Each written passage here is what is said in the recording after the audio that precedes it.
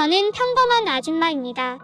얼마 전 주말에 모처럼 출근하지 않은 남편과 집에 단둘이 있게 되었어요. 아들은 친구들과 여행을 간 상태여서 집에는 둘뿐이었죠. 제가 먼저 분위기를 타서 남편에게 다가왔고 남편도 받아들여 자연스럽게 관계를 가지게 되었습니다. 근데 남편이 이상했습니다. 남편은 평소에 건강관리도 잘해왔고 그래서 관계할 때도 늘 젊었을 때와 다름없이 만족스러운 관계를 했거든요. 하지만 그날은 달랐습니다. 남편이 전혀 힘이 생기지 않았어요. 하는 수 없이 그냥 했는데 그 느낌이 아니었어요. 뭐랄까 생기가 빠진 기분이랄까요.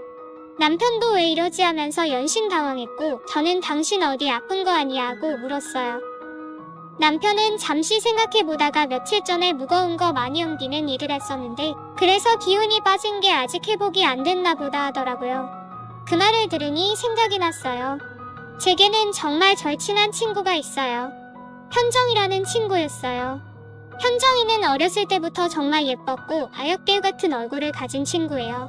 어릴 때부터 한 동네에서 자랐고 정말 소위 말해 간이고 쓸개 보고 다 빼줄 수 있는 절친이에요. 현정이도 그렇고요. 결혼식 때는 부케도 받아줬지요. 현정이는 지금 딸이랑 둘이 살고 있어요. 현정이는 우리와 다르게 성인인데 결혼을 사고쳐서 했다가 아이 낳고 거의 바로 이혼했어요. 그래서 딸과 둘이 살고 있는데 며칠 전에 이사를 했거든요. 딸이 성인 여자이긴 하지만 가구들이나 무거운 짐들을 옮기는데 손이 부족하다고 해서 제가 남편을 보내셨어요. 그만큼 현정이는 제게 중요하고 소중한 친구였죠. 도움이 필요하면 크든 작든 무조건 도움을 줄 그런 친구예요.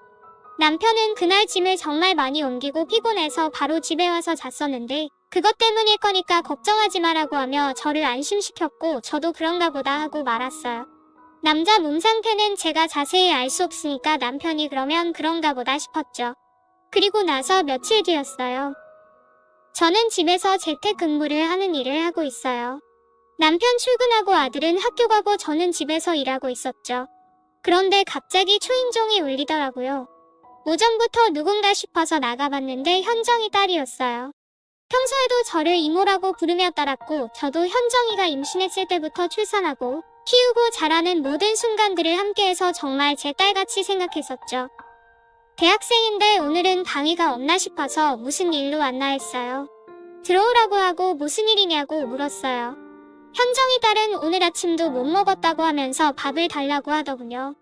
아이가 대학생이 되고 현정이가 일하러 나가면 제가 밥 먹으러 오라고 자주 불렀었기 때문에 저는 앉아서 기다리라고 하고 상을 차리기 시작했어요. 현정이 바쁜가 보다 요즘 일이 많은가 보다 하고 얘기하고 있었는데 아이가 뜻밖의 말을 꺼내더라고요. 오늘 갑자기 엄마가 아침부터 급한 일이 있다고 해서 나갔고 자기도 오늘 수업이 없어서 집에서 좀 쉬고 싶었는데 아저씨가 용돈 주시고 나가서 뭐 사먹고 놀라고 해서 그냥 나왔다고 했어요. 사먹기는 싫고 이모밥이 먹고 싶어서라고 하더군요. 저는 갑자기 이상해서 더 물었습니다. 엄마 남자친구 생겼냐고 말이죠. 그러자 아이가 한 말은 충격이었습니다. 제 남편이 오전에 왔다고 했습니다. 저는 놀란 마음을 가라앉혔어요. 분명히 회사 간다고 나간 사람이 왜 현정이 집에 가나요? 남편이 너희 집에 갔냐고 물으니 이사 후에 몇 번 더 왔다고 했습니다. 자기는 학교 때문에 길게 못 봤는데 학교 갈 때나 학교 다녀오면 집에 있거나 아니면 나가거나 그랬는데 이사 정리 도와주러 오는 건 줄 알았다고 하더군요. 오늘도 무슨 집 정리 도와주고 싶다고 했다는 말을 듣고 제 표정이 점점 굳어지는 걸 아이도 느꼈는지 말끝이 흐려지더군요. 저는 아이 앞이라 해서 표정을 감추려고 했으며 그래 알겠다고 태연하게 말하고 아이 밥상을 차려줬어요. 아이가 밥을 먹는 내내 아무 말도 없었어요. 평소 같으면 즐겁게 수다 떨고 그랬을 텐데요. 아이는 밥을 먹고 나서 눈치가 보였는지 가볼게요라고 하고 나왔어요. 한 1시간 정도 후에 저는 도저히 이대로는 안 되겠다 싶어 옷을 입고 일어났어요. 의심은 이미 생겨버렸고 이 의심을 제대로 풀지 못하면 내 마음이 많이 괴로울 걸 알았거든요. 저는 차를 몰고 현정이 집에 갔어요. 낮이라 그런지 불을 안 킨 것 같았어요. 창문에서 빛이 안 보였거든요. 저는 주먹을 쥐고 현정이 집으로 올라갔어요. 그리고 도어락을 누르지 않고 비상열쇠를 꺼내서 열었습니다. 속으로 생각했어요. 그래 현정이는 나랑 집열쇠도 같이 공유하는 친구인데 설마 하고요. 발소리를 죽여 집 안으로 들어갔어요. 그런데 발소리를 죽일 필요도 없더라고요. 열린 안방문 너머로 들려오는 소리에 제 소리는 묻혀버렸으니까요. 자기라고 부르는 그 두 사람은 누가 봐도 남편과 현정이, 제 삶에서 가장 가까운 사람들의 목소리였어요. 둘이 뭐하고 있는지는 안 봐도 뻔했죠. 각종 소리와 웃음소리가 뒤섞여 온 방 안에 울리는데 저는 꾹 참고 안방을 몰래 훔쳐봤죠. 아니나 다를까 둘은 문도 활짝 열어놓고 아주 신나게 있더군요. 눈물이 나서 눈앞이 흐려지는데 정신줄을 붙들고 핸드폰을 꺼냈어요. 그리고 그 짓거리를 하는 두 연놈들을 전부 촬영했죠. 저 두 연놈들을 그냥 보낼 수 없다고 생각했어요. 거실에서 그 소리를 모두 들으면 내가 어떻게 해야 속이 풀릴까 생각했죠. 한참을 그렇게 고민하다가 현관 밖으로 조용히 나왔어요. 그리고 두 연놈들의 대화를 다시 생각했죠. 남편은 하루 종일 하자라고 했어요. 그럼 분명히 또 그 짓거리를 할 거란 말이었어요. 그 생각을 하자마자 저는 망설임 없이 전화를 걸었습니다. 바로 현정이 딸에게요. 전화해서 어디냐고 물으니 갈 곳이 없어서 걷고 있다고 했어요. 저는 지금 집으로 와줄 수 있냐고 물으며 집에 왔는데 현정이도 없고 들어갈 수가 없다고 했지요.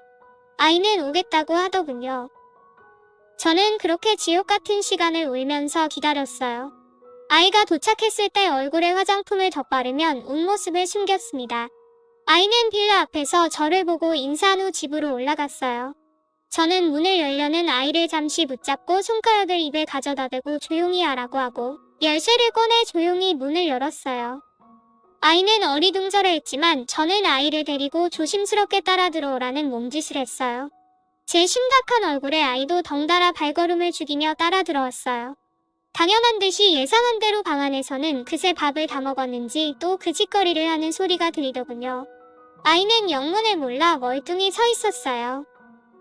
그 순간 이 아이가 무슨 죄인가 싶었지만 그렇다고 여기서 멈추기엔 제 분노가 너무나도 컸어요. 저는 아이에게 안방으로 들어가 보라고 말했고 아이는 어리둥절하다가 이내 안방으로 걸음을 뒀어요. 몇 분 뒤 안방에서 깍하는 소리가 들려오더니 놀래서 말도 제대로 못하는 현정의 소리가 들리더군요. 딸에게 자기의 친한 친구 남편과의 관계를 들킨 현정이 얼굴을 녹화하지 못한 게 지금도 좀 억울하네요. 아이는 충격과 분노로 한동안 말을 잇지 못했어요. 그러다가 엄마 지금 이게 뭐하는 짓이야 정신 나가서라는 소리를 들었어요. 남편의 목소리도 들리더군요. 내가 다 설명하게라는 비굴한 목소리에 헛웃음이 나왔어요. 저도 아이 뒤로 걸어가 두 연놈들을 보았습니다. 갑자기 안 된 이유가 이거였냐면서 말했어요. 그리고 현정이가 나보다 몸매도 좋고 이쁜데 당연한 건가? 라고 빈정거렸습니다. 그러자 남편은 주섬주섬 옷을 몸에 걸치고는 제 앞으로 비틀거리며 걸어와 무릎을 꿇더군요. 자기가 정말 잘못했다고 하면서 이삿날에 현정씨가 너무 외롭고 힘들다고 해서 위로하려다가 이렇게 됐다고 하더군요. 저는 그 말들을 전부 흘려보내고 그 연놈들 앞에 아까 녹화한 영상을 틀어주었어요. 유책 배우자 되어줘서 문 안 잠궈줘서 고맙다고 했습니다. 문을 잠궜으면 이렇게 영상 찍을 일도 없었을 텐데 하고 말이죠. 암튼 고맙고 법원에서 보자고 말했어요. 그리고 아이는 앞으로 제가 챙겨주려고 합니다. 여자 손 한 번을 제대로 못 잡아본 숙맥인 남자입니다. 핑계로 들리실 수도 있겠지만 대학교 초반에는 적응하며 술을 배우느라 바빴고 여자를 사귀고 싶다는 생각이 들기 시작할 때쯤 나라의 부름을 받고 말았습니다.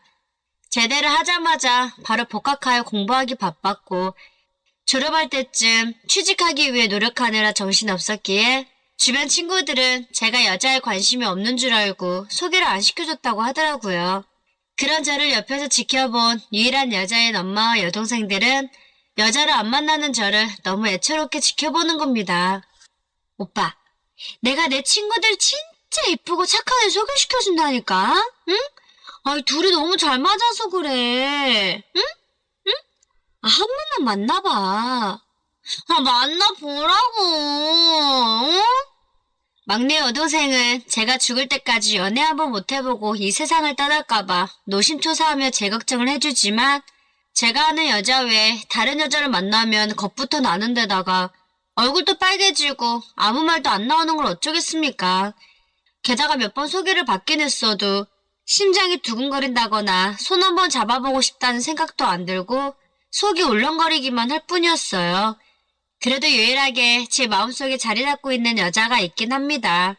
그 여자는 바로 엄마 밑으로 4명의 여동생이 있는데 그중 제일 이쁜 막내 이모입니다. 막내 이모는 안 보면 보고 싶고 막상 보면 수줍게 미소만 나오는 그런 여자였습니다.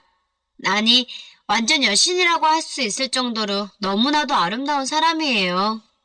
막내 이모는 얼마 전 직장을 옮겨 회사에서 집을 구해주기 전까지만 살겠다며 짐을 싸서 저희 집에서 살고 계십니다. 2년 전에 이혼한 막내 이모는 무슨 이유로 이혼했는지 물어봐도 대답을 안 하더라고요. 우리 귀여운 춘식이는 어른들의 세계 몰라도 된답니다. 너무 깊이 들어가면 우리 춘식이 얼굴 터질지도 모르겠는걸? 응? 그래도 해줄까? 어? 언니, 춘식이한테 말해도 돼? 아직 말도 안 했는데 얼굴 빨개진 거 봐. 어머, 이 코끼리는 왜 이렇게 썽이 나 있어? 응? 크다 커. 우와. 우리 춘식이는 저 쑥맥 같은 성격만 고치면 완벽한 남자인데 말이야. 응? 아깝다. 너무 아까운 남자야. 하며 거침없이 말을 하는데 너무 부끄러워 제 방으로 도망가 버리고 말았습니다. 철없는 애도 아니고 다 큰 성인인데 왜 아직도 저를 애기 취급하는 건지. 그래도 수줍어하며 아무것도 모르는 순둥이인 여자보다는 저렇게 거침없고 저를 리드해줄 수 있는 여자가 저에게 맞는 것 같았습니다. 그렇게 막내 이모와 같이 살게 된 이후로 제 삶은 조금씩 변하기 시작했습니다. 여자에 대해 잘 모르던 제가 조금씩 알아가기 시작했고 편한 옷이 좋다며 자연스럽게 입고 다니는 막내 이모 덕에 여자의 몸매가 너무 아름답다는 것도 처음 알았어요. 처음에는 당황해서 제대로 쳐다보지도 못했지만 서서히 제대로 볼 수 있게 되었고 막내 이모는 저의 그런 눈빛을 분명 봤음에도 불구하고 다음날에 저에게 보란듯이 더 야한 옷을 입을 때도 많았거든요. 아슬아슬한 나날을 보내고 있던 어느 날 휴강으로 인해 집에 일찍 들어가게 되었고 날이 너무 더워 샤워를 하고 나왔는데 어디선가 이상한 소리가 들리는 겁니다. 집에 아무도 없는 줄 알았는데 누군가 있다는 걸 느끼게 되었고 그 소리가 나는 방으로 찾아가 보니 막내 이모는 술에 약간 취해 있었고 침대 위에서 대자로 뻗어 술주정을 하고 있더라고요. 하필이면 제일 자주 쳐다보고 한 번씩 혼자만의 상상의 나래를 펼치곤 했던 제가 제일 좋아하는 빨간색 나시에 청 반바지를 입고 누워있어서 그동안 힐끔 쳐다보기만 했던 아름다운 몸매의 선을 자세히 볼 수 있었습니다. 저는 지금까지 여자한테 전혀 관심이 없었는데 막내 이모의 흐트러진 그 모습을 보고 있으니 제 안에 무언가가 뜨거워지기 시작하더군요. 오빠. 여기 이리 와서 앉아봐. 싫다는 게 되게 멋있다. 나한테 다른 멋진 모습을 보여줄 테야. 아이고, 이리 와봐. 하면 막내 이모는 잠꼬대를 하는데 저도 모르게 너무 놀라 제 방으로 도망치듯이 들어와 버리고 말았습니다. 심호흡을 하고 정신을 차리고자 했지만 막내 이모의 몸매가 제 눈에 아른거리고 제 머릿속엔 온통 막내 이모의 모습으로 가득 차버리고 말았습니다.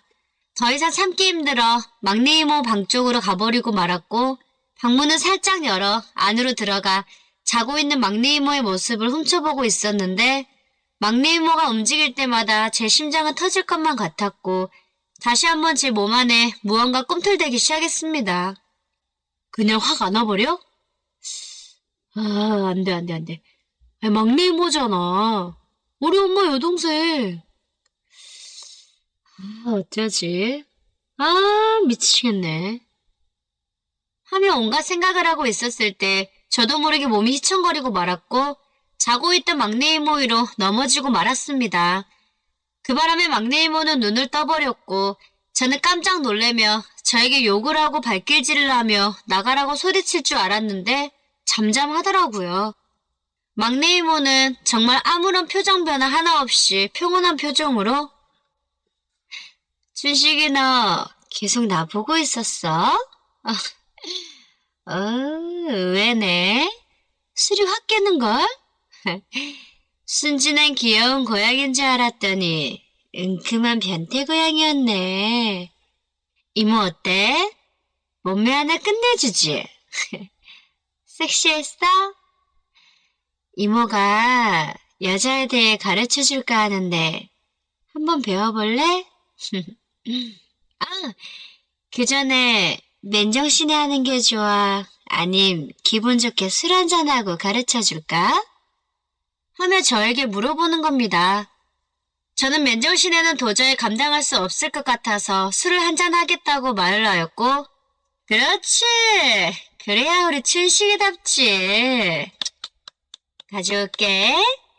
하며 제 엉덩이를 때리더군요. 정말 신세계였습니다. 때리다니. 제 엉덩이는 엄마 외에 때려본 적 없었는데 엄마 외에 다른 여자가 제 엉덩이를 때린다는 게 이렇게 기분 좋은 건지 몰랐어요. 왠지 봉인이 풀려버린 것 같은 느낌을 받아버리고 말았고 바닥에 남은 술을 저도 모르게 원샷해서 마신 뒤 술을 가지러 주방으로 가려는 막내 이모 손을 잡아 제 가슴 쪽으로 끌어당겨버리고 말았습니다. 그렇게 저의 거침없는 야수의 본능이 막내 이모의 엉덩이 때림 한 방에 깨어나버리고 말았어요. 처음 하는 것 치고는 정말 열정적으로 해버렸고 막내 이모는 제 거침없는 손길에 감당하기 힘들어했습니다. 그렇게 사랑의 선을 넘어버리고 말았고 한참을 서로를 염탐한 뒤 전 이제 어떻게 해야 할지 몰라 쭈뼛거리고 있었습니다. 봉인이 다시 묶여버리고 만 것이죠. 그걸 눈치챈 막내 이모는 너 진짜 대단하다. 물건인데? 뭔가 나 아무것도 몰라요. 하던 애가 갑자기 돌변해서 마님 저한테 다 맡기십시오. 하는데 겉과 속이 다른 남자 참 매력있네. 다시 봤어. 우리 춘식이 앞으로 잘 부탁해. 알았지? 하며 제 이마에 뽀뽀를 하고는 샤워를 한다며 나가버리더군요. 뭔가 허무하면서도 부끄러웠어요. 엄청난 일이 끝나고 나서 저녁을 먹을 시간이 되었고 막내 이모는 약속이 있다며 밖으로 나가더라고요. 동생들도 약속이 있다고 하여 엄마와 단둘이 저녁을 먹게 되었고 갑자기 궁금해진 막내 이모의 이혼 사유를 엄마에게 물어보았더니 의외의 대답에 저도 모르게 흠칫해버리고 말았습니다. 막내 이모는 엄청 끼가 많아서 결혼 생활 도중 다른 남자를 몰래 만나 바람을 피다 이모부에게 걸려서 이혼을 당한 거라고 하더군요. 막내 이모는 그렇게 이혼당한 뒤로 더 당당하게 젊은 연하의 남자들을 만나기 시작했고 저처럼 순진한 애들만 꼬셔서 만나고 있으니 웬만하면 막내 이모랑 가깝게 지내지 말라고 하셨습니다. 엄마가 하는 그 말을 듣다가 아까 막내 이모와 있었던 일들이 생각나버리고 말았고 화제를 피하고 싶어. 막내 이모가 꼬셔도 난 안 넘어갈 테니까 걱정 마셔. 근데 막내 이모는 무슨 저녁 약속이길래 옷을 야식꾸리하게 입고 나가던 이모가 오늘은 되게 얌전하게 입고 나갔대? 하고 물어보았고 그렇게 바람둥이 같은 막내 이모가 돈 많은 남자를 만났는데 그 남자가 너무 잘해줘서 오늘 프로포즈를 받을 것 같다며 얌전하게 입고 나간 거라고 하더라고요. 그 말을 들은 저는 왠지 모르게 화가 나 막내 이모에게 전화를 걸었고 막내 이모에게 지금 당장 할 말이 있으니 만나자고 말을 했습니다. 막내 이모는 데이트 중이니 할 말은 이따 집에 가서 듣는다며 끊으려 했고 저는 꼭 지금 당장 해야 하는 이야기라며 저도 모르게 화를 내버리고 말았습니다. 춘식아, 좋게 말하면 되지 왜 화를 내고 그래? 응? 도대체 무슨 할 말이길래? 그럼 이쪽으로 와. 문자로 주소 찍어줄게.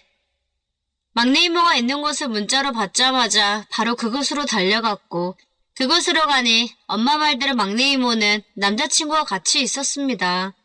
그 남자는 저를 보자마자 악수를 청하는데 저는 그 손을 툭 치며 막내 이모랑 결혼할 거냐고 띠껍게 말을 해버리고 말았습니다. 그 남자는 제 행동에 기분 나빠했을 법도 한데 어색하게 웃으며 네. 결혼하고 싶은 여자라 프로포즈 하려고 분위기 잡던 중에 그쪽이 다 망쳐버렸네요. 눈치가 있는 분이라면 알아서 빠져주시겠죠? 그럼 제가 알아서 다시 분위기 잡고 프로포즈 하겠습니다. 하고 가시박힌 말을 사정없이 하더라고요. 저도 거기서 그냥 끝내고 집으로 갔어야 했는데 그동안 막내 이모에 대한 억눌린 마음이 폭발해버리고 말았고 낮에 서로에 대한 사랑을 확인해서인지 그 자신감 하나로 저도 모르게 제 자신을 제어하기 힘들 정도가 돼버리고 말았습니다. 저는 막내 이모와 그 남자 사이를 깨버리고 싶었고 차마 하면 안 되는 말들을 저도 모르게 술술 해버리고 말았습니다. 저기요, 우리 이모가 이혼한 건 알고 있다고 했죠? 그럼 왜 이혼한 건지는 알고 있어요? 하고 물어보았고 막내 이모 전 남편이 천하의 바람둥이라 순진한 막내 이모가 참고 참다가 이혼한 거라고 들었다는 겁니다. 저는 어이없다는 표정과 콧방귀를 끼며 그 남자에게 이모부가 정말 바보같이 순진한 사람이었고 천하의 바람둥이는 이모이며 결혼생활 때 만난 남자들만 해도 15명이 넘는 데다가 지금도 당신 말고도 만나는 남자 서너 명이 더 있다고 말을 해주니 그 남자는 얼굴이 빨개지며 어쩐지 그동안 연락을 해도 잘 되지 않는 데다가 만날 때마다 남자 향수 냄새가 나서 반신반의했다며 막내 이모 뺨을 때리더니 화를 내곤 그 자리를 떠나버리더군요. 제 뒤에서 화를 내며 저를 쳐다보고 있을 것 같은 막내 이모를 쳐다볼 용기가 나지 않았고 어떤 말을 해야 할지 머릿속에서 정리하고 있었던 그때 이런 내가 뒤통수 제대로 맞았네? 칠씨가 너 미쳤어? 응? 이모가 팔찌 한번 펴보겠다는데 왜 나서서 지랄이니? 요놈이 그동안 꼬리를 쏙 감춰서 몰랐는데 이제 보니 은큼한 게 싸가지가 제대로네. 너 지금 나 책임질 생각으로 이딴 짓거리 하는 거지? 한번 여자에 대해 눈뜨게 해줬더니 대가리가 안 돌아가나 봐. 가자. 이모가 제대로 너 남자 만들어줄게. 하며 제 손을 잡고 어디론가 끌고 가기 시작했습니다. 막내 이모에게 왜 화 안 내냐고 물어보니 어차피 돈 많은 남자는 널리고 널렸는데 이렇게 자기를 위해 거침없이 말해주는 남자는 처음이라 한번 경험해보고 싶다고 하더라고요. 막내 이모는 어느 노래방으로 들어가더니 카드를 던져주며 방으로 세팅 빨리 해주고 절대 들어오지 말라는 말을 하는데 정말 너무 멋있는 여자처럼 보였습니다. 들어가자마자 노래를 부르기 시작했고 직원이 안주와 술을 세팅하고 나가자마자 막내 이모는 마이크를 던져버리더니 저에게 다가와 키스를 퍼붓기 시작했습니다. 막내 이모의 거친 손길에 하늘을 나는 기분이었고 막내 이모와 저는 그냥 보통의 연인들처럼 그날 밤 노래방에서 지켜야 할 그 선을 넘어버리고 말았습니다. 그렇게 서로에 대해 다시 한번 더 알아가 버리고 말았고 새벽 2시쯤 집으로 들어가니 다행히 여동생들과 엄마는 자고 있었고 각자의 방으로 들어가 잠을 청했습니다. 막내 이모와 엄청난 일을 벌이고 나서 몇 달간은 한 번씩 만나 격하게 사랑을 나누었고 애인처럼 행동하기 시작했습니다.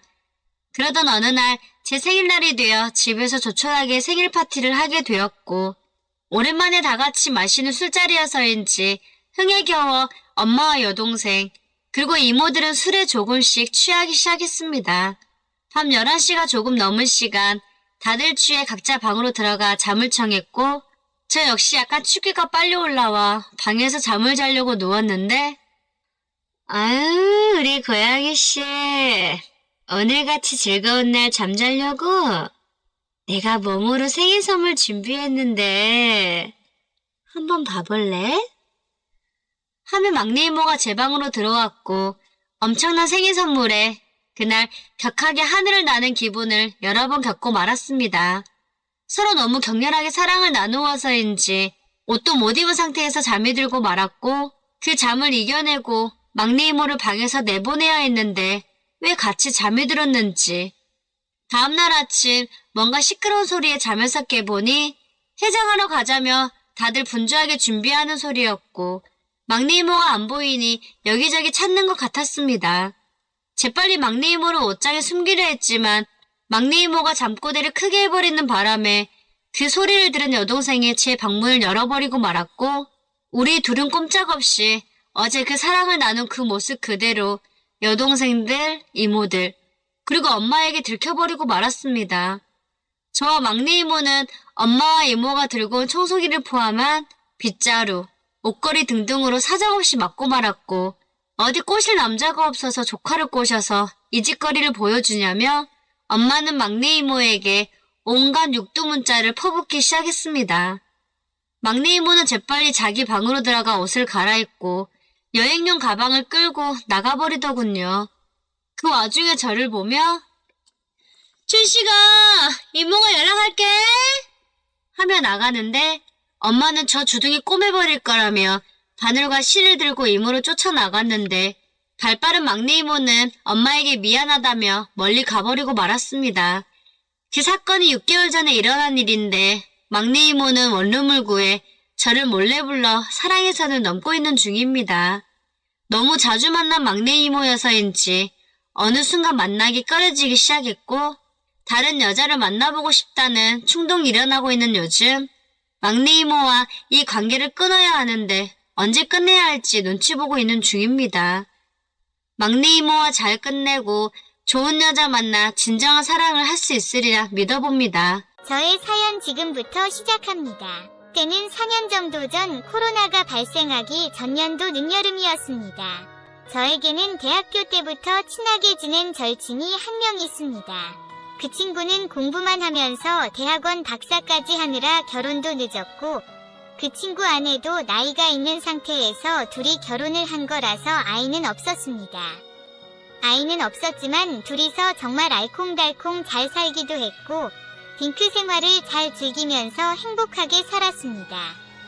그 친구네 집도 그렇고 아내의 집도 그렇고 여유가 있는 편이기도 했고 둘 다 공부도 많이 하고 직장도 좋았기 때문에 서울의 값비싼 아파트에서 둘 다 외제차를 끌면서 남부럽지 않은 생활을 했습니다. 초기에 아이가 생기지 않아 난임 시술까지 받으면서 노력을 했지만 아이는 찾아와 주지 않았고 내색은 안 했지만 저희 애들을 볼 때는 부러운 시선을 느낄 수 있었습니다. 아무튼 그래도 두 부부가 잘 지내고 있었는데 어느 날 친구 아내가 암 선고를 받더니 갑자기 세상을 떠났습니다. 30년을 넘게 그 친구랑 알고 지냈지만 정말 배우자를 잃는 고통이 어마하게 컸던 것 같습니다. 아내가 세상을 떠나고 몇 개월 동안 그 친구는 정말 폐인이 되어버렸습니다. 제가 만나자고 해도 잘 안 만나주고 회사와 집만 오가며 폐인 생활을 했습니다. 나중에 알고 보니 매일 술을 마셨고 나중에는 간 수치도 엄청 올라갔고 초기 알코올 중독 증세까지 있어서 병원에 입원까지 했습니다. 저는 정말 친한 친구이기에 매일 병문안을 가면서 읍소를 했습니다. 그 친구의 아픔을 다 알지는 못했지만 그래도 산 사람은 살아야 한다며 네가 이렇게 망가지면 하늘에 있는 아내가 정말 슬퍼할 거라면서 그 친구를 달랬습니다. 친구는 병원에 입원해 있는 동안 정신과 치료도 받으면서 좀 호전을 보였고 퇴원 후에는 조금씩 달라지는 모습이 보였습니다. 운동도 시작하고 등산 동호회도 나가기 시작했고 그러면서 모습도 예전처럼 돌아오기 시작했습니다. 저희 집이랑 그 친구 집이 가까웠기에 저도 같이 운동도 하고 등산 동호회도 나가면서 그렇게 그 친구 마음을 잡을 수 있었습니다. 그렇게 1년이 지나고 그 친구 아내 기일 때 방문해서 같이 제사를 지냈습니다. 그 친구는 그동안 참았던 서러움을 한 번에 쏟아내듯 저를 붙잡고 엉엉 울었고 저는 1년이 지났으니 이제 아내를 놓아주고 너도 네 삶을 살라고 말했습니다. 몇 개월 뒤에 건너 아는 여성분을 친구에게 소개시켜줬습니다. 제가 보기에는 얼굴도 나쁘지 않고 성격도 괜찮았는데 그 친구는 그녀를 몇 번 만나기는 했는데 인연이 되지는 않았습니다. 그 이후로도 몇 번 친구에게 여자를 소개시켜 주기는 했는데 그 중에 2명 정도 그 친구도 마음이 있는 분들이 있었는데 그런 여성들은 친구를 마음에 들어 하지 않았습니다. 그렇게 여자들의 만남이 잘 되지 않다 보니 친구는 자신감을 점점 잃어갔습니다. 운동과 등산을 빠지지는 않았는데 예전처럼 활동적이지 않고 제가 가자고 하니 어쩔 수 없이 가는 기분이었습니다. 우울증도 다시 심해진 것 같기도 하고 해서 친구의 기분을 풀어줄 겸 같이 강원도 여행을 가기로 했습니다. 그 친구가 워낙 여행을 좋아하기도 했고 바다를 좋아했기 때문에 강릉에서부터 고성을 며칠 다녀오기로 했습니다. 아내도 그 친구를 잘 알고 있고 사정을 잘 알고 있기 때문에 제가 말을 꺼냈을 때 반대하는 표정 하나 짓지 않고 친구를 잘 달래고 오라며 경비까지 따로 챙겨줬습니다. 총각 때는 둘이서 가끔 여행을 갔었는데 결혼 후에는 둘이 여행을 가는 건 정말 오랜만이라 푹 쉬고 올 겸 일주일간 연차를 냈습니다. 그 친구도 간만에 여행을 간다며 기대를 많이 했습니다. 친구의 외제차를 타고 우선은 강릉으로 향했습니다. 저도 강원도로 여행을 가는 게 오랜만이라 정말 기분이 좋았습니다. 우선 순두부 맛집에 가서 순두부를 먹었습니다. 그리고 나서 안목해변에 들러서 바다를 보면서 커피를 마셨습니다. 주위에는 젊은 커플들이나 젊은 여성끼리 온 무리들도 있었고 나이가 좀 있는 여성분들도 둘, 셋이서 와서 있었습니다. 아저씨 둘이서 카페에 들어오니 조금 의아하게 쳐다보는 눈치였지만 저랑 친구는 워낙 둘이 카페에도 잘 가는 터라 그들의 눈길은 부담스럽지 않았습니다. 창문 너머 보이는 강릉의 푸른 바닷빛과 파도 소리를 들으니 정말 힐링이 되었습니다. 친구도 너무나도 좋다며 우울한 마음이 풀린다고 했습니다. 우리는 마치 대학생 때로 돌아간 듯 해변을 걷다가 바닷물에 발을 담그기도 하고 장난도 치고 사진도 찍으면서 그렇게 시간을 보냈습니다. 그러다 어떤 여성분들 2분을 만났습니다. 그분들은 저희에게 사진을 찍어달라고 부탁을 했고 사진을 잘 찍어주고 우리도 사진을 찍어달라고 부탁을 했습니다. 그렇게 바닷가에서 보내고 횟집을 가서 소주에 회를 먹었습니다. 저도 친구도 회킬러기 때문에 강릉의 싱싱한 회를 폭풍 흡입했습니다. 첫날은 괜찮은 호텔을 잡고 갔기 때문에 호텔에서 각자 침대에 누워 첫날을 보냈습니다. 다음날 호텔 조식을 먹고 커피를 한 잔 먹으러 카페를 향했습니다. 경포대도 방문하고 오죽헌도 방문하고 강릉의 명소를 다니면서 즐거운 여행을 했습니다. 그리고 저녁에 속초로 넘어와서 숙소로 향했습니다. 속초에서는 호텔보다는 바다가 보이는 좋은 펜션에서 묵기로 했습니다. 속초 해변 근처의 큰 마트에서 고기도 사고 술도 넉넉히 사서 펜션으로 향했습니다. 아무래도 호텔보다는 시설이 좋지 않았지만 그래도 펜션에서는 고기를 구워 먹는 낭만이 있으니 너무나도 좋았습니다. 해가 스르르 질 무렵 채소도 씻고 고기도 준비해서 야외 바비큐장에 가서 고기를 구워 먹기 시작했습니다. 그렇게 하니 대학교 때 MT를 갔던 기분이었습니다. 바비큐장에는 몇 그룹이 있었는데 남녀 커플들이 주류 이루었고 젊은 여성분들 몇 명이서 온 그룹도 있었습니다. 저희와 정반대 쪽에는 중년 여성으로 보이는 2분이 있었는데 어둡기도 하고 거리가 멀어서 얼굴은 잘 보이지 않았습니다. 그렇게 친구와 술을 기울이면서 좋은 시간을 보냈습니다. 좋은 공기를 마시면서 파도 소리를 들으면서 술을 마시니 술이 술술 넘어가고 취하지도 않았습니다. 그렇게 몇 시간 술을 마시면서 기분을 내고 있었고 커플들은 좋은 시간을 보내려고 일찍 들어가는 듯 보였고 그러다 보니 옆에 젊은 여성들 무리와 끝에 중년 여성들 그리고 우리만 바비큐장에 남았습니다. 술이 좀 취해서 그런가 옆에 젊은 여성분들이 아저씨인 저희에게 말을 걸기 시작했습니다. 저희는 소고기와 해산물을 사갔는데 자신들도 소고기를 먹고 싶다고 했습니다. 어차피 저희도 다 못 먹을 것 같기도 해서 음식들을 나눠줬습니다. 그랬더니 요즘 젊은 세대에 잘 나가는 소주라며 과일 맛이 나는 소주를 몇 병 주었습니다. 옆 테이블만 음식을 주기 좀 뭐해서 끝에 있는 테이블에도 음식을 주기 위해 갔습니다. 그녀들은 너무나도 좋아했고 그녀들도 음식 몇 가지를 저희에게 줬습니다. 얼마 있다가 젊은 여성들은 감사하다고 말을 하고 일찍 숙소로 들어갔고 바비큐장에는 저희와 그 여성분들만 남았습니다. 저도 친구도 낯을 좀 가리는 성격인데 저는 그때 무슨 용기가 나서인지 여성분들에게 합석을 제안했고 여성분들도 그에 응해주었습니다. 우리는 자리를 합쳐서 같이 한잔하기 시작했습니다. 4명이 다 술이 취해서 그런지 그리 어색함은 없었습니다. 그녀들은 정확한 나이는 이야기 안 했지만 우리 또래이거나 우리보다 조금 나이가 많은 것 같았습니다. 그녀들은 가정이 있는 것 같았습니다. 어차피 여행지에서 볼 것이니 나이든 개인사든 그런 게 중요하지는 않았습니다. 그녀들은 동창으로 자주 이렇게 둘이 여행을 다닌다고 했습니다. 우리처럼 남자 둘이 여행 다니는 건 처음 본다며 혹시 취향이 남성인 거냐며 농담을 했습니다. 친구는 술이 취했는지 자신의 사별 이야기를 꺼냈고 여자분들은 눈물을 글썽이며 위로를 해줬습니다. 분위기를 바꿔볼 양으로 서로 여행지에서 찍었던 사진을 보여주었습니다.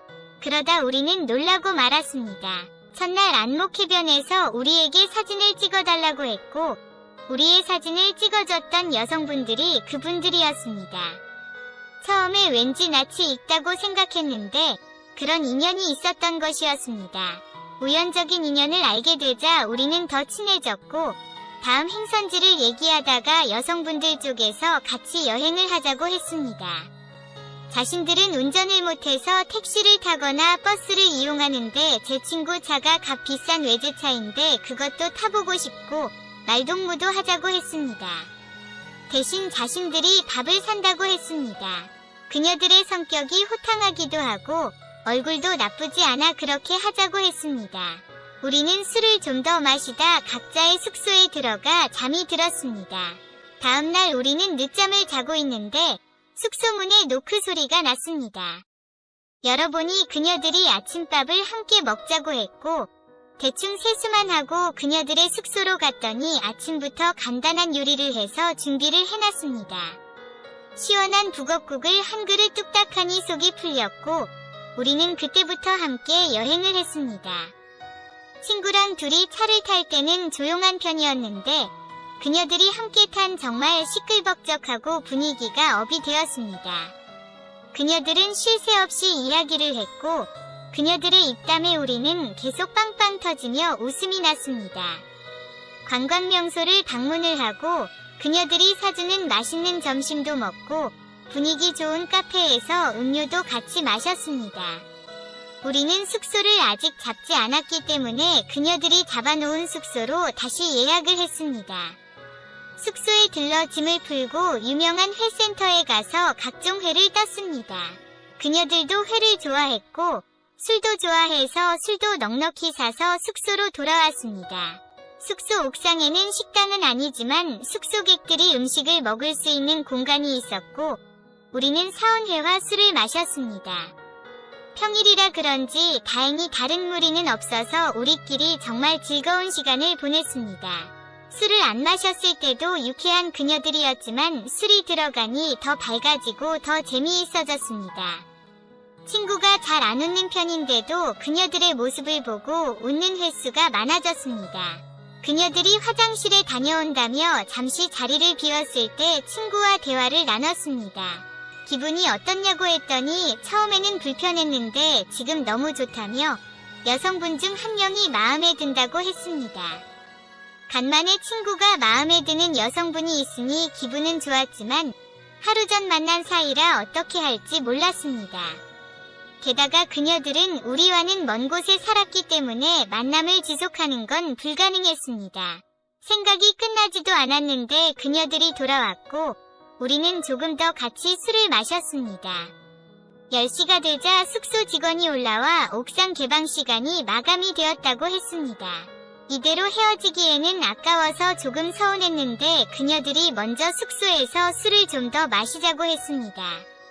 그녀들은 좀 씻고 오겠다고 했고 우리는 근처 편의점에서 맥주와 안주를 사고 우리로 씻고 편안한 옷을 입고 그녀들을 기다렸습니다. 그녀들도 편안한 옷으로 입기는 했는데 완전 민낯은 아니고 가볍게 화장은 하고 왔습니다. 숙소가 넓지 않아 술 마실 공간이 좁았는데 그래서 옹기종기 모여서 더 분위기가 좋았습니다. 같이 2번 술을 마시기는 했지만 실내에서 마시는 공기가 다르기는 했습니다. 침대가 보여서 그런지 조금 진한 농담도 하기도 했습니다. 친구가 사별한 지 좀 됐다 보니 친구의 여성 이야기가 나왔고 친구가 사별 후 여자를 아는 적이 없다고 하니 안타까운 표정을 짓기도 했습니다. 그러다가 분위기 전환을 할 겸 진실 게임을 했습니다. 처음에는 일반적인 수위로 했는데 다들 나이도 있고 취해서 그런지 점점 질문 수위가 높아졌습니다. 그러다 마음에 드는 사람이 있다, 입맞춤을 하고 싶은 사람이 있다, 하룻밤을 보내고 싶은 사람이 있다 등 이런 질문이 나왔습니다. 우리는 약속이나 한 듯 모두 그런 질문에는 긍정적이었습니다. 그러다 거기서 조금 더 괜찮고 예쁜 여자분이 친구에게 누가 마음에 드느냐고 물었고 친구는 진심으로 그녀가 마음에 든다고 했습니다. 그녀는 예상이라도 한 듯 뿌듯한 표정이었습니다. 이에 질세라 다른 여성분이 저에게 자신이 마음에 드냐고 물었고 사실 저는 그녀가 그렇게 마음에 들지는 않았지만 분위기상 제 이상형이라고 말했습니다. 그녀도 제 이야기를 듣고 기뻐했습니다. 분위기는 무르익었고 마지막으로 왕게임을 했습니다. 왕게임은 진행될수록 수위가 높아졌고 왕이 된 사람은 사람을 지목해서 스킨십을 시켰습니다. 우리는 서로 짠 듯 아까 마음에 드는 남성과 여성에게 포옹, 볼에뽀뽀, 입맞춤 등을 시켰고 그 수위는 점차 올라갔습니다. 우리도 달아올랐지만 그녀들도 기분이 업이 되었습니다. 친구가 그런 용기 있는 친구가 아닌데 다시 겨울 잠바를 입을 정도의 추위가 찾아온 저녁 시간에 저는 서재에 앉아 커피 한잔하며 현재 저희 집에서 같이 살고 있는 20대 후반의 처형과 20대 중반의 처제, 그리고 사랑하는 아내, 이 세 자매 사이에서 벌어진 사건들을 기억을 더듬어가며 이렇게 사연을 보내게 되었습니다. 저는 처제와 처형, 그리고 제 아내와는 어릴 적부터 같은 시골 동네에서 자라왔고 처형과 처제는 초등학교 선후배이며 아내는 초등학교 동창입니다. 다들 나이가 얼마 차이 안 나서인지 서로 소꿉친구로 지내왔었어요. 제가 살던 동네에서 유독 이 세 자매들이 제일 예뻤고 소녀 감성이 풍부했으며 어릴 적부터 다방면으로 끼가 많은 그러한 자매들이었어요. 세 자매들과 저는 매일같이 뛰어놀고 여름에는 같이 수영도 하고 수박서리 하다가 걸려서 혼날 때도 그것조차도 즐겁다며 히덕거리는 그런 친한 남매 같은 사이였습니다. 그렇게 중고등학교 시절까지 저와 세 자매들은 서로 기쁨과 슬픈 일들을 나누었고 제가 대학교를 서울로 진학하게 되면서부터 연락이 조금 뜸해지게 되었습니다. 대학을 진학하면서 세 자매 중 둘째 서연이하고는 친구 관계였고 저에게 적극적으로 좋아한다고 고백을 먼저 하더라고요. 어느 순간 서연이가 여자로 보이기 시작하여 고백을 받아주었고 그렇게 오래된 친구에서 연인 관계로 발전해 나갔으며 주말에는 서연이가 있는 지방을 왕복하며 사랑을 키워나갔습니다. 가끔 첫째 누나인 서아 누나와 막내인 서정이와 함께 만나서 맥주도 마시고 여기저기 놀러도 다니면서 행복한 대학 시절을 보냈습니다. 여자친구가 된 서연이는 지방에 있는 대학에서 공부를 하고 있었고 서아 누나는 전문대를 졸업하여 서울로 올라와 직장을 다니고 있었어요. 동생 서정이는 공부보다는 사회생활을 하면서 돈을 버는 게 재밌다고 하여 서울로 올라와 자기 적성에 맞는 직업을 찾아다니며 나름 열심히 살아가고 있는 중이었습니다. 세 자매 모두가 20대 초반이다 보니 원래 예뻤던 미모가 더 완벽한 미인들로 변해가더군요. 어디 내놔도 손색이 없을 만큼 매력적인 도시의 여자들로 변해가기 시작했습니다. 어릴 때나 지금이나 세 자매는 저에 대한 관심은 뜨거웠고 세 사람은 저 때문에 질투를 하기도 하고 간혹 싸움도 한다고 하더라고요. 세상에 남자도 많은데 하필이면 저 같은 촌놈한테 세 자매가 모두 사랑을 주고 있으니 때로는 부담스러울 때도 있지만 한편으로는 고마울 때가 더 많았습니다. 그렇게 알콩달콩 연애와 공부를 번갈아가며 하고 있던 저는 나라의 부름을 받아 군대를 가게 되었고 군대 가기 전날 처음으로 사랑하는 서연이와 사랑을 나누게 되었습니다. 저는 서연이가 첫 여자였고 서연이 역시 제가 첫 남자였습니다. 우리 두 사람은 제대 후에 결혼하기로 약속을 하고 그날 밤을 보냈던 것 같아요. 세월이 지나 군대를 제대했고 대학을 졸업하여 온라인 사업을 자본 없이 시작을 했는데 그 사업이 운 좋게 엄청나게 히트를 치게 되어 현재는 한 달이면 30에서 40억씩 수익을 올리는 그런 회사로 성장해 나갔습니다. 그러던 중 서연이와 양가 부모님의 허락을 받아 서울에서 결혼식을 올리기로 결정을 하게 되었는데 결혼을 빨리 서두르게 된 이유는 서연이가 임신을 해버렸기 때문에 예정보다 2년을 더 앞당겨 할 수밖에 없었습니다. 여자는 한 번뿐인 인생, 배 나온 상태에서 결혼하는 건 싫어한다고 들었으며 아이를 낳고 나서 결혼을 하게 되면 출산으로 인해 망가진 몸이 보기 싫다고 결혼을 미루는 경우가 허다하다고 들었기 때문에 더 빨리 결혼식을 진행하게 되었습니다. 서연이와 결혼 발표를 했을 때 처제와 처형이 엄청 질투를 하고 반대를 했다고 하더라고요. 처제는 어릴 적부터 20년 이상을 저하고 쭉 동생처럼 지내왔고 세 자매 중 제일 친했으며 어릴 적 처제와 소꿉놀이 하게 될 때면 나중에 저와 결혼해서 아이 5명을 낳고 잘 살아보고 싶다고 분명 말했다곤 하는데 솔직히 저는 기억이 나질 않았어요.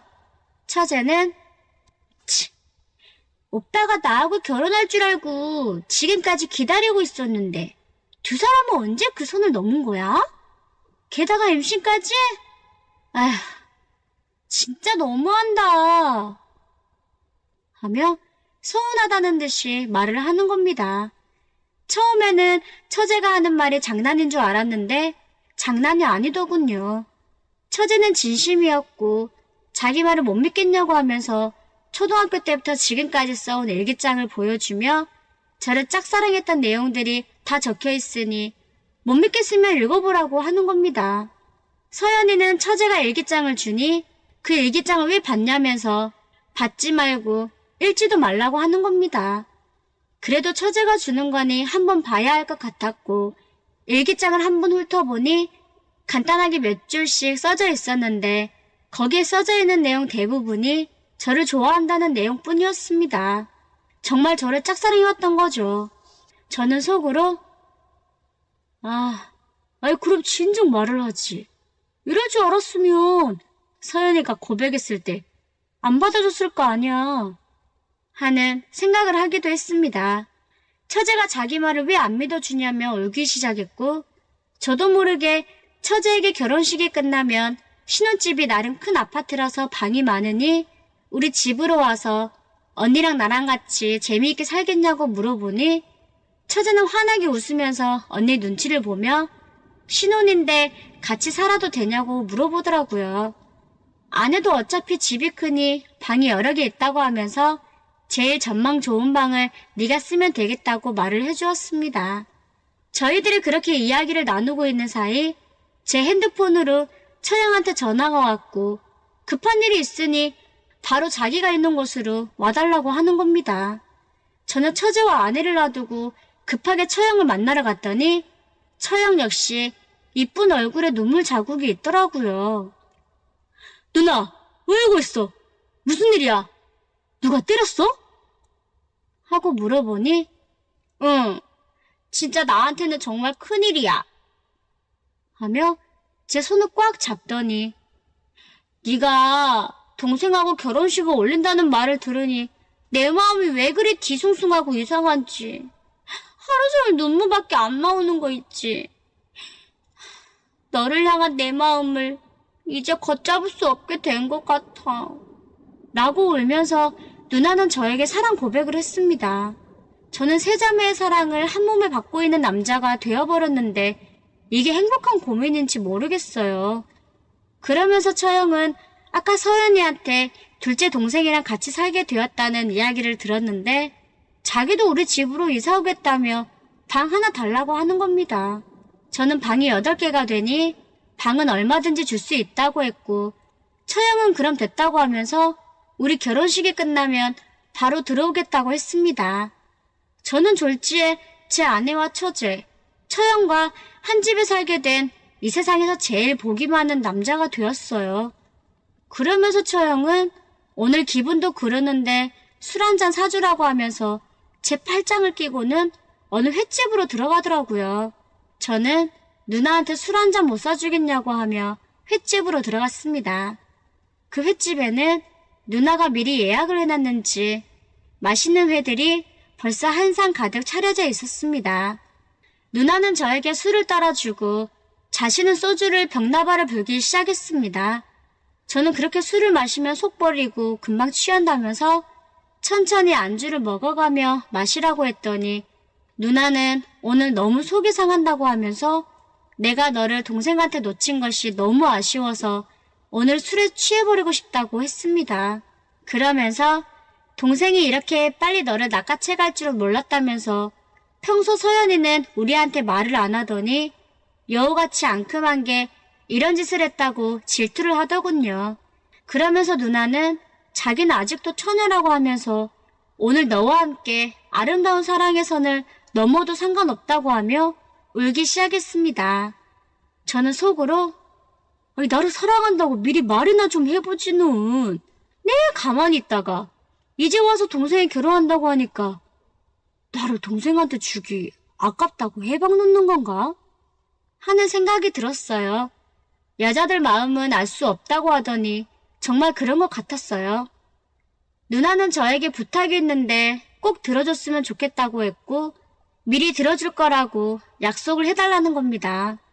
무슨 일이냐고 물어보니 무슨 주식 투자를 하다가 빚을 내서 하다 보니 카드에 사채까지 빚을 내게 되어 현재 파산 직전에 있다고 하더라고요. 저는 누나가 마음고생이 심했겠다고 말을 해주었고 그런 일이 있으면 진작 말하지 왜 늦게 말했냐고 야단을 쳤더니 누나는 아무 말도 못하고 울고만 있더군요. 이 바보야. 누나, 내가 주식 전문가야. 나중에 우리 회사 성장하면 그때 주식을 좀 나눠줄게. 울지 말고. 뭐야, 그럼 그 빚 갚아달라고 일부러 나한테 누나가 처녀라고 거짓말한 거야? 누나, 우리가 그런 사이야? 아니, 소꿉친구잖아. 어릴 적부터 지금까지 우리가 한 세월만 해도 수십 년이다. 아휴, 그런 거짓말 안 해도 나는 이런 일 해결해 줄 수 있는데 다음부터 그러지 말어. 하고 말을 해주었고 제 말을 들은 처형은 금방 얼굴이 환해지는데 처형의 얼굴을 자세히 들여다보니 솔직히 제 아내보다는 훨씬 이쁜 것 같았습니다. 저는 누나가 진 빚을 완전히 갚아주겠다고 약속을 했고 누나는 10년 묵은 채증이 다 내려간 것 같다면서 이제는 현수 네가 시키는 일은 뭐든지 다 할게 하며 술을 마시는데 누나의 눈빛은 정말 매혹적이었습니다. 그날 누나와 술을 많이 마셨지만 가벼운 스킨십 외에는 저희가 지켜야 할 그 경계선은 넘지 않았습니다.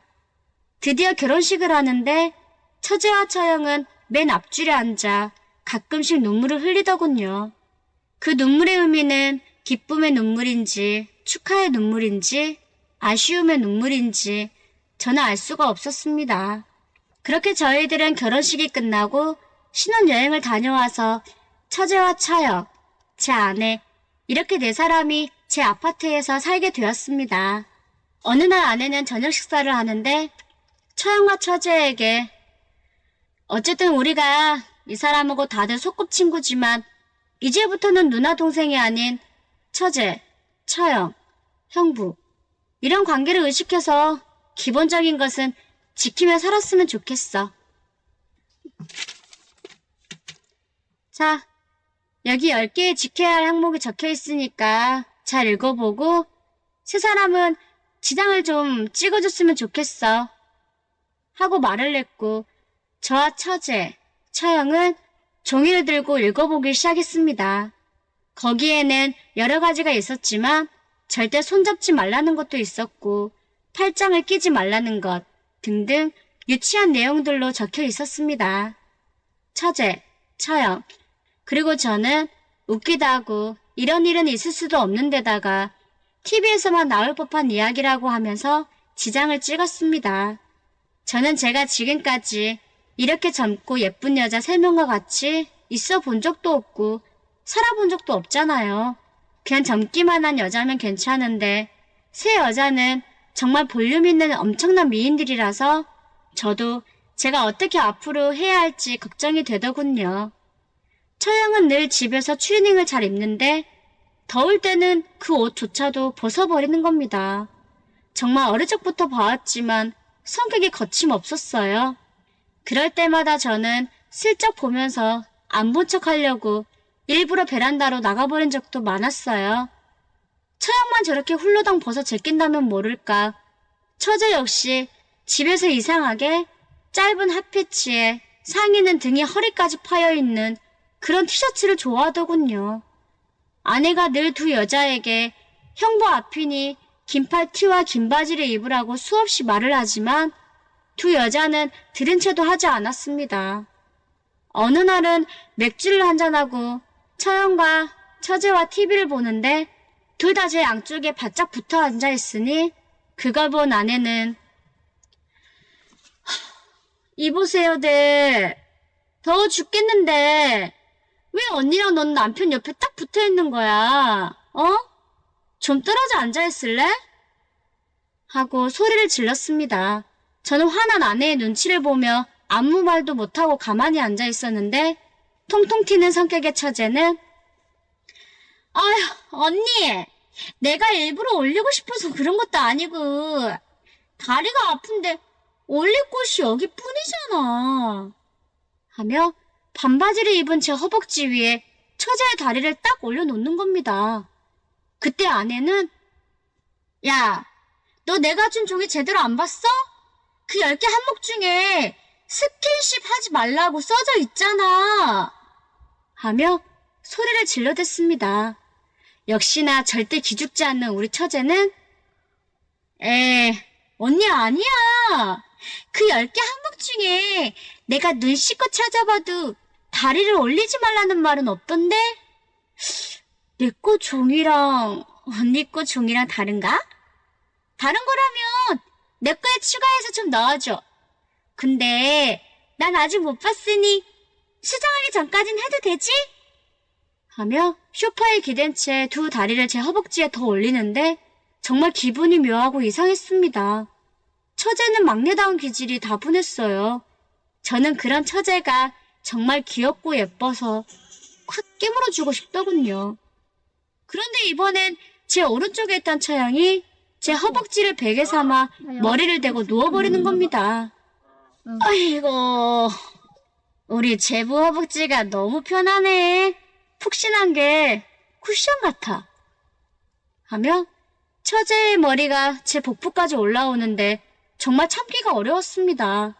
그걸 본 아내는 더 이상 참기가 힘들었는지 처형의 머리를 손으로 움켜쥐고 무릎 뽑듯이 드러내버렸고 반대편으로 와서는 처제의 다리를 들어 거실 바닥에 내던져버리고 말았습니다. 그런데 이상하게 아내가 처형 머리를 내려놓으면 처형은 제 허벅지 위에 다시 머리를 대고 누웠고 처제 역시 다리를 올려놓는 겁니다. 그걸 한 10번 이상 반복하는데 저는 세 여자 사이에서 질투 어린 싸움을 지켜보고 있었고 왠지 무서우면서도 그 상황이 재밌었습니다. 처제와 처형은 저를 아내에게 빼앗겨서인지 아내의 약을 올리기 위해 일부러 두 사람이 짠 것처럼 보였어요. 아내는 머리 끝까지 화가 났는지 니들이 내 남편한테 떨어져 라고 말을 했지만 그래도 안 떨어지니 찬물을 한 바가지 퍼와서 우리 세 사람 머리에 뿌리는 겁니다. 그제서야 처형과 처제는 제게서 떨어져 나가버리더라고요.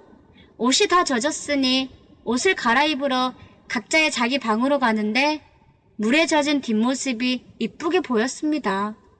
처형과 처제의 뒷모습을 보고 이런 생각을 한 제가 지금 생각해보면 철이 없었던 것 같아요. 이렇게 처제와 처형, 그리고 제 아내가 저를 두고 벌이는 질투 어린 사랑의 전쟁이 시작되고 있었어요. 처제와 처형 역시 어릴 적부터 친한 소꿉친구라서 제가 아내 편만 들 수도 없고 그냥 마음 가는 대로 할 생각이었어요. 한편으로 생각하면 세 여자 모두가 제가 너무 친한 여자들이고 고향 소꿉친구들인데 한 집에 살다가 혹시나 세 여자를 모두 잃게 되지 않을까 하는 걱정이 들기도 했습니다. 제가 여자를 참 좋아하는 사람이긴 한데 최고의 미인인 세 자매를 어떻게 상대해야 할 것인가 하는 생각에 혼자 서재로 들어가 서재에 있는 양주를 마시고 있으니 처형이 노크를 하고 서재로 들어오더라고요. 그러면서 처제와 아내는 방금 잠들었는데 자기는 잠이 안 와서 왔다며 양주병을 뺏어서 그 독한 양주를 3분의 1을 병채로 마시는 겁니다. 오늘 밤은 이상하게 제부 생각 때문에 잠을 자기 힘들 것 같아 하고 말을 하며 저에게 대놓고 대시를 하는 겁니다. 속이 다 비치는 잠옷을 입은 채로 말이죠. 안방에 아내가 있고 처제방에는 처제가 자고 있잖아요. 하지만 저도 어쩔 수 없는 남자인지라 처형의 적극적인 공세에 그냥 응해버리고 말았어요. 저희들이 그러고 있는 순간 누군가의 인기척이 들리더니 서재 앞에 멈춰 서더라고요. 처형과 저는 이왕 벌어진 일 그 인기척에 개의치 않았고 한참을 그러고 있으니 처형이 아니라 저를 한결같이 사랑해주는 이쁘고 매력적인 여자로 느껴졌습니다. 그렇게 한참을 같이 있다가 처형은 자기 방으로 돌아갔고 다음날 아침이 되었어요. 아침이 되니 처형은 기분이 좋아 보였고 그중 제일 우울해 보이던 사람은 바로 아내였습니다. 아내는 아침을 먹으면서도 우리 세 사람이 아무리 소꿉친구라도 지켜야 해서는 꼭 지켜야 된다고 다시 한번 말을 하더군요. 처형과 저는 뜨끔했습니다. 그때 처제는 갑자기 의미심장한 웃음을 지으며 누가 그런 경계선을 지켜놓은 거야? 작은 언니, 경계선을 넘어버리면 안 되는 거야? 안 되는 거 맞지? 뭔가 마음이 가는 대로 하는 거 아니지? 남녀가 그러면 안 되는 거지? 근데 작은 언니, 이미 작은 언니가 생각하는 그 경계선이 한 군데서는 무너져 내렸을지도 모르겠다.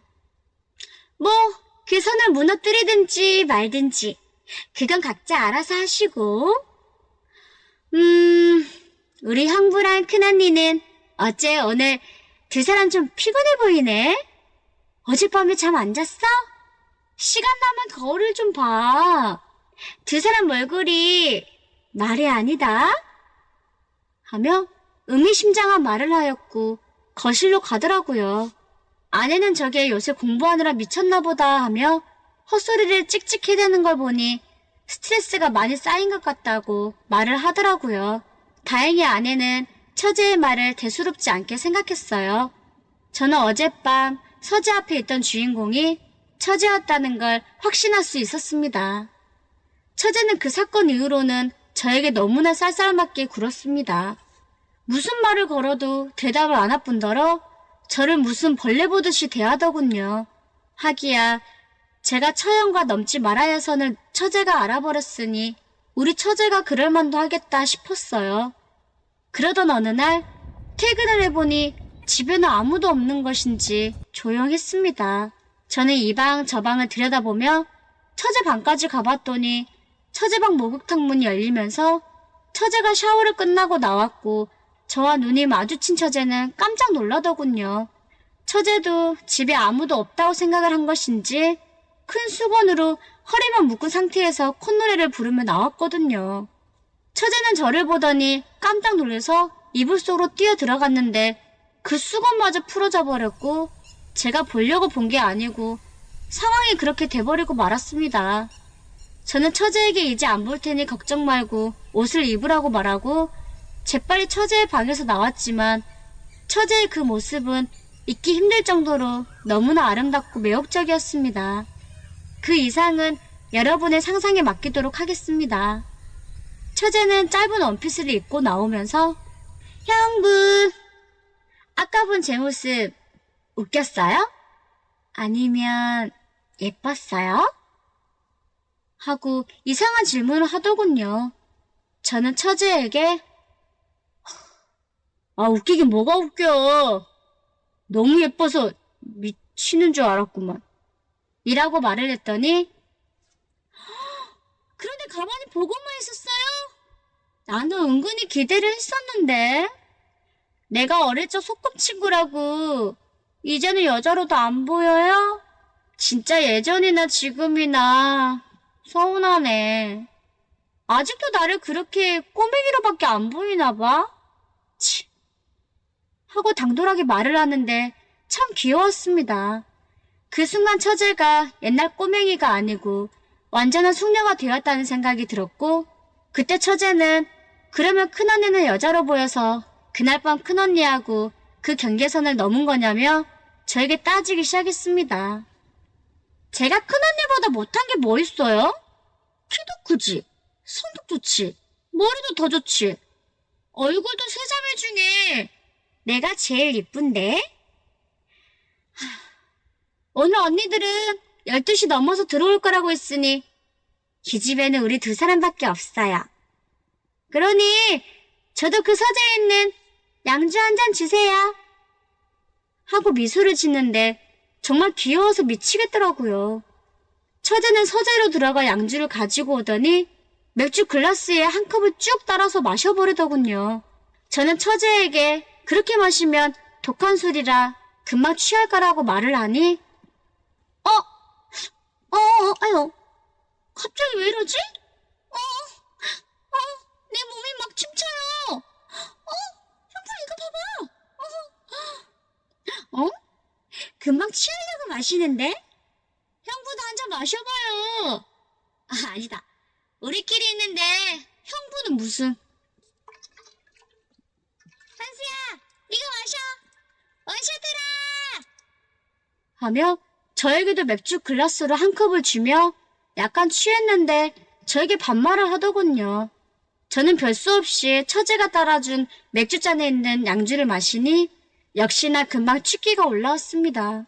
처제는 술에 취하니까 끼가 정말 대단했고 갑자기 무슨 연기가 나는지 저에게 입술을 맞대었고 저도 모르게 처제의 요구에 응해주고 말았습니다. 처제는 저를 꼼짝 못하게 했고 처제의 카리스마에 눌려 꼼짝없이 원하는 대로 다 들어주고 말았습니다. 처제와 저는 아내가 그렇게 지키라고 했던 그 선을 넘어가 버리고 말았고 저에게 형부는 이제 내 것이라며 자기가 언니들을 밀어내고 저를 차지할 거라고 말을 했습니다. 저는 제가 걱정했던 일들이 그대로 벌어지고 있는 것 같아서 겁이 났습니다.